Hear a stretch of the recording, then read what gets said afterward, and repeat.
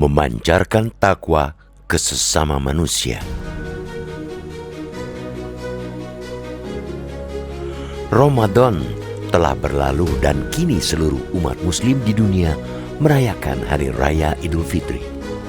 1 bulan lamanya kaum muslimin dan muslimat berpuasa bukan semata-mata menahan lapar dan haus, melainkan berlatih menguasai diri untuk menjadi manusia bertakwa.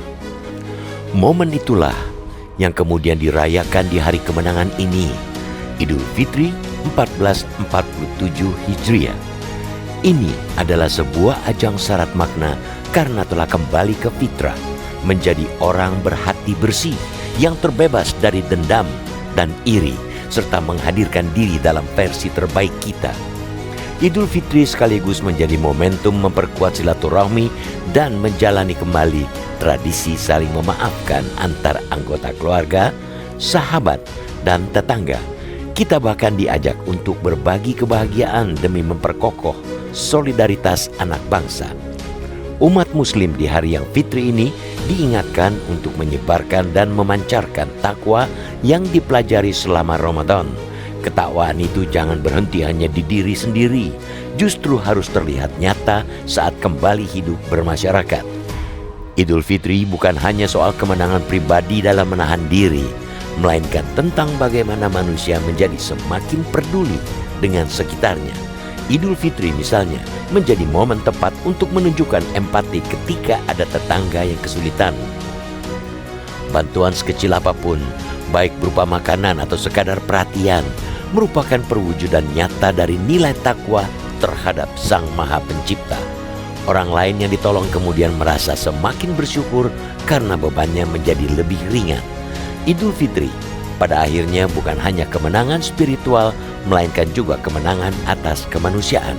Idealnya, orang yang terbantu karena sudah terangkat bebannya akan terpanggil untuk menebar kebaikan kepada orang lain. Dengan demikian, lingkaran kepedulian terus berlanjut dan semangat untuk memperkuat ikatan sosial bakal semakin menguat. Dari ruang lingkup yang terdekat, solidaritas itu menular hingga ke ruang yang lebih luas lagi, yakni sesama anak bangsa. Kita pun mendorong agar lingkaran kepedulian jangan terputus karena kesibukan pasca mudik atau tekanan ekonomi setelah masa liburan selesai.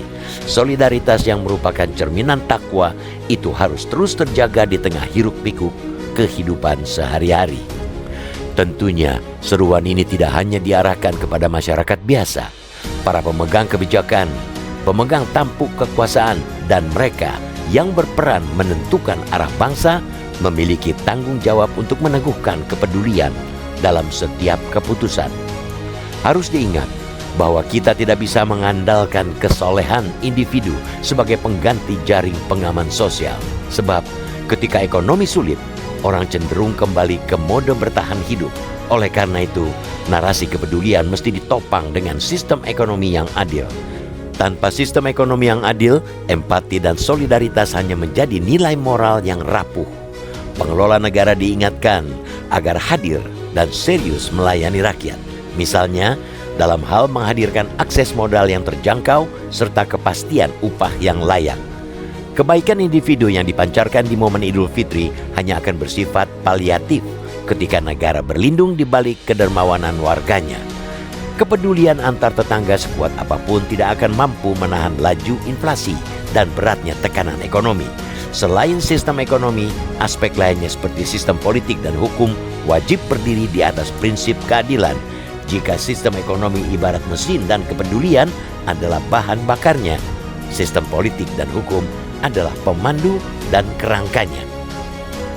Sistem politik yang adil akan memandu anggaran negara untuk berpihak pada kaum rentan. Melalui sistem politik, lingkaran kepedulian di tingkat RT, RW yang diawali dari momen Idul Fitri bisa naik menjadi kebijakan nasional. Dengan sistem hukum berkeadilan, masyarakat akan semakin bersemangat membantu sesama. Modal sosial akan hancur karena warga merasa sia-sia menjadi orang baik di tengah sistem yang curang. Akhir kata, selamat Idul Fitri, selamat merayakan kemenangan.